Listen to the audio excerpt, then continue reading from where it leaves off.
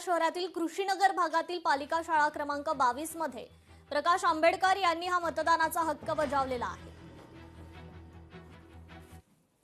यावेळेस या सर्व महानगरपालिकेच्या निवडणुका बघतोय ते भारतीय जनता पक्षाची दादागिरी 10 वर्षांनंतर मोडते असं दिसतंय। वेगवेगळ्या ठिकाणी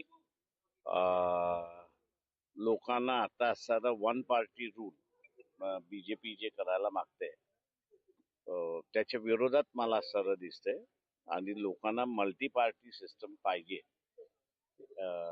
हे एकंदरीत व्यक्त होतंय आणि कुठल्याही पॉलिटिकल पार्टीला एक महानगरपालिका एक हाती मिळेल असं होणार नाही।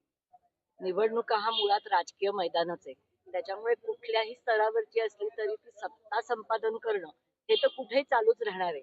पण मला असं वाटतं की महानगराची इलेक्शन ही खरी जमिनीवरची लढाई आहे आणि त्यामुळे जमिनीवर उतरून काम करणाऱ्या उमेदवाराला